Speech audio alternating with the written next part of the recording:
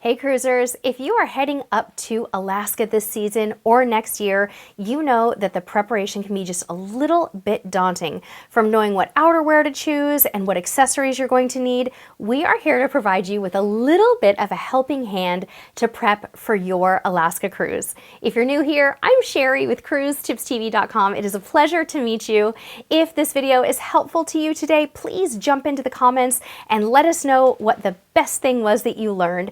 And of course, before you go, please do subscribe if you're new to the channel. Also, if you are an OG Cruise Tips TV subscriber, giving us a thumbs up really helps us out immensely. All right, friends, today we're going to talk about some of the outfits that I wore on my last couple of Alaska cruises. We spent about a month in Alaska this year, and I tested a whole bunch of new outerwear and all kinds of different outfits, and I'm going to share them with you today. At the end of this video, I'm also going to share some important accessories that I think every cruiser needs to pack for Alaska. Everything from taking a pair of slippers to motion sickness remedies, hampers, a backpack, purses, all kinds of accessories. But I wanted to put the focus first on the outfit, since that's what the title of this video is. Now, if you are the kind of person who loves to see things in writing, we have an Alaska cruise packing list, an Alaska packing do's and don'ts list, and so much other amazing Alaska content that's going to help you out. Now, what I'm going to do is link to that in the description of this video, but also pinned to the top of the comments for ease. Let's get started and talk about outerwear for Alaska. Previously, I would always pack a rain jacket or a rain layer that looked like this. It was your standard Columbia, North Face, or other jacket with a great hood. It was an awesome rain layer, but there was one thing that was missing for me that caused me to change my strategy this year, and that was that these jackets are short. So instead, I switched gears a little bit this year, and I went with raincoats that cover my rump. And I tested out two of them this year, and they're both awesome, spoiler alert. Also, everything that you're seeing today is going to be linked down below. If it's from Amazon, chances are it's still in stock. If it's from another retailer like Old Navy or Loft or one of our LTK retailers, you never know, things may sell out, but I'll try to link to similar products. But this little jacket is the first thing we're going to talk about. This is indeed from Amazon, and I loved this jacket. I wore this on my Oceania cruise to Alaska, very early season. I layered it with so many cute things. I layered it with this sweater, and I also layered it with some very cute hats, like a nice neutral off-white hat, and I wore it on repeat on my Oceania cruise. This jacket was amazing because guess what, guys? It was long, it covered my bum, and it was extra cold when I went on that cruise early season, and I really just felt like I needed a little bit of extra coverage. Now, the only downside to this jacket is that this inside print is visible on the hood, and it really kind of limits what you can pair it with, you know, so you're always trying to match it with maybe something red or blue. So I found that there was another jacket that I wore on my next cruise that was a bit more neutral, and I liked it a bit more just for matching purposes, but it had the same idea. It was also long, covered my rump, but it was really nice and figure forming and flattering, and I am just still probably gonna have to call this my favorite for the year. So this is the rain layer selection that's going to get my #1 top vote. I am going to also show you guys kind of an interesting new purchase that I bought. I got really cold on my first Alaska cruise, and this jacket, this really nice Amazon Essentials puffer, again, it's long, it just didn't quite keep me warm enough on a very early season April cruise. So if you're cruising early season April or very late season, late September, or even any time in October, you might need something a little bit warmer than you would during the summer months in Alaska. And that is where this jacket came in. This is the Columbia, I believe it's called the Subtle Mountain Jacket. Again, it's longer, and it's really a lot closer to a parka than it is a jacket. It keeps you warm to a much lower temperature. It's amazing for glacier days. It has a beautiful removable hood, and it's just super toasty. So if you run cold, or if you're going to be doing something where you think you might be out on deck a lot, or you're going early or late season, you might like to have a jacket that offers a little bit more coverage like that. I would say though, for most people, something like this is probably overkill. You probably want to go with more of a, oops, there it went, with more of a rain layer for your first jacket and some kind of a puffer for your second jacket. Or alternatively, you could just pack one rain layer and get really good at getting some warmer layers underneath that. Which leads us to our next item, and that is those layers that you want to wear under your jackets. I had a lot of fun with this year, and I wore a lot of different things. Some days I would wear plain t-shirts, long sleeve, short sleeve. I don't have a lot of those with me here in the set because I wanted to focus more on the things that were specific to me, but go grab some of your favorite warm tees. You really do need some short sleeves for Alaska in case you have an 80-degree day, and also I recommend packing a pair of shorts. Just in case, you guys, you never know. We have been to Alaska a few times where there were heat waves. One time in Seattle, when we embarked, it was over 90 degrees. We had to go buy shorts. So always take some shorts, take some t-shirts. But let's talk about those warmer layers that if you only wanted to pack a raincoat, you could put underneath your rain jacket. This adorable Aztec style fleece is so pretty. I got this on Amazon and I wore this so much on my first Alaska cruise this year. I would wear it in the morning with like a yoga pant to go get coffee. I would wear it under a rain jacket. I would wear it dressed up with jeans and hiking boots. I wore it a lot and this was fantastic. There's also a fantastic thin sweater from Amazon Essentials that I love. This is kind of like a cross between a t-shirt and a sweater. Unfortunately, I didn't get any photos of this when I was up in Alaska, but this came in handy and was very simple and matched just about everything that I wore underneath. I also wore these two sweaters from Loft a lot. Hopefully, they're still in stock when you see this video. I'll definitely link to them. They paired beautifully with that blue raincoat, and I wore them with jeans quite a bit. Speaking of jeans, I do have a favorite pair of jeans that I wear, gosh, you guys, almost every day in my day-to-day life, and they are the Democracy brand Itty Bitty Boot Cut. So I wore these jeans in Alaska pretty much all the time, and I bought them in an additional wash for this cruise in like a gray wash, but I love that they have sort of a boot cut to them, and they look really cute with hiking boots. Okay, back to those layers. I also bought this sort of athletic style, lightweight jacket from Old Navy that I wore quite a bit on my cruises.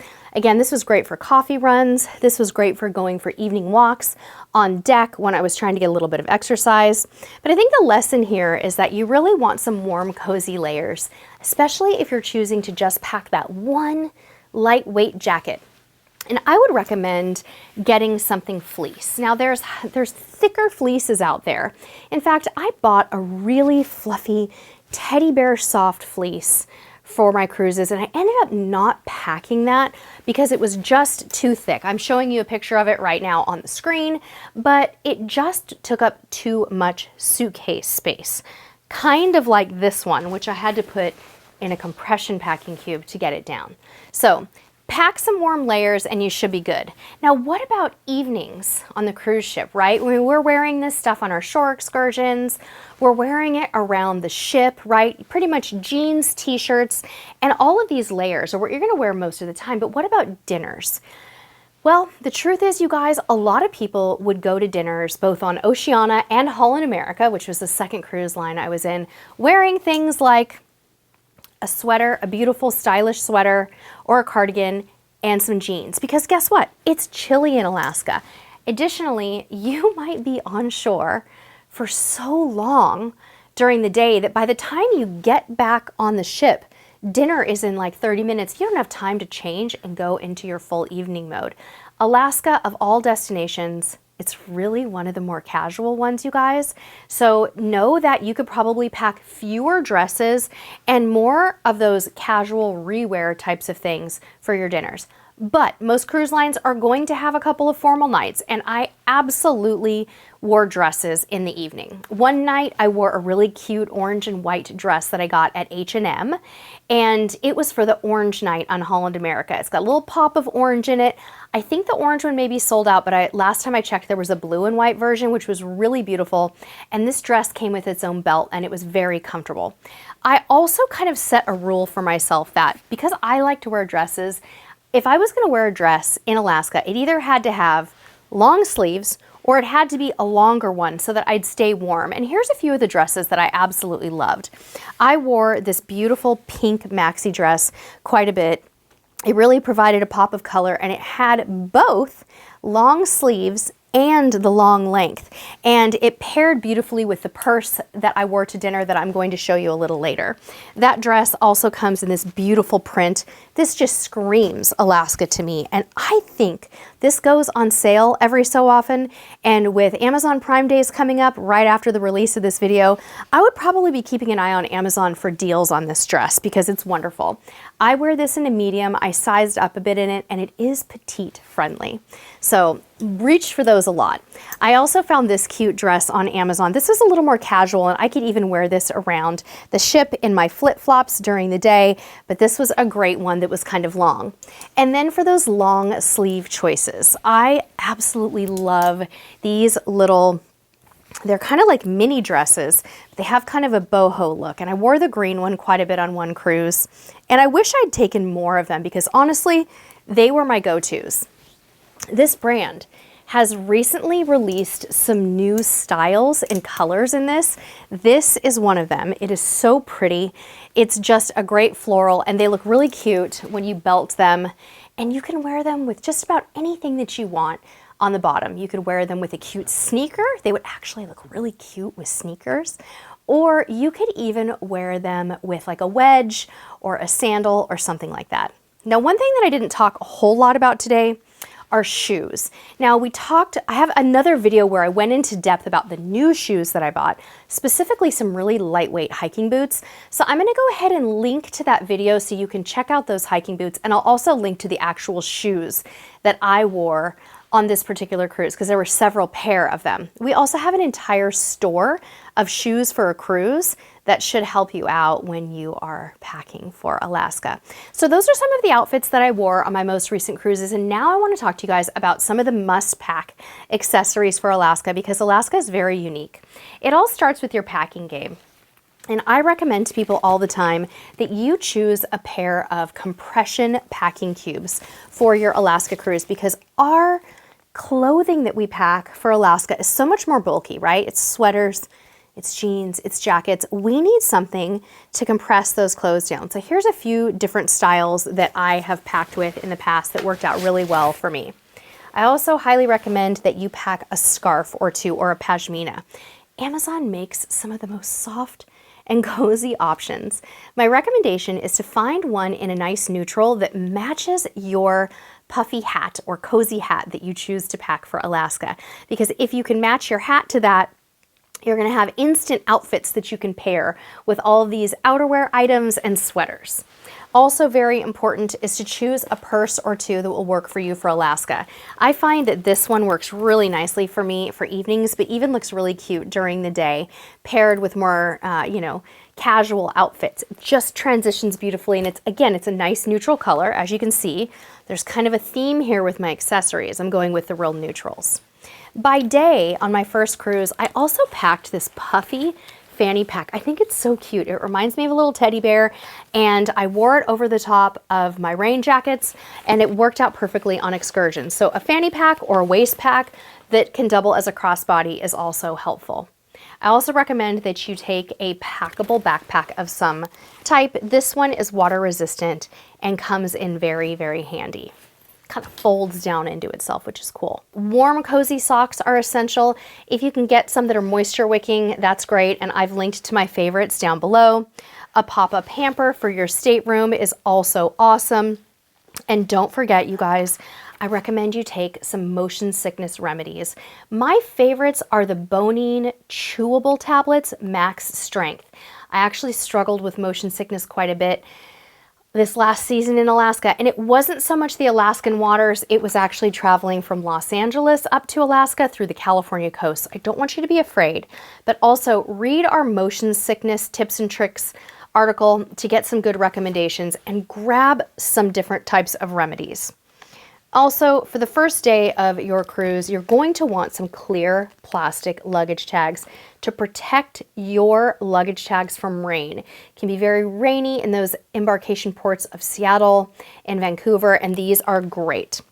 I also recommend taking a couple of lightweight chargers with you for shore days. Both of these are awesome. This one plugs right into your phone, and this one has 4 built-in cables and is compatible with almost every type of phone on the market. A GoPro or another action camera is another awesome thing to take. Sneak erasers. These are little miniature sneaker cleaners that you just moisten and clean your sneakers with. If you're going to get out into the puddles and things in Alaska, you might find your sneakers get dirty.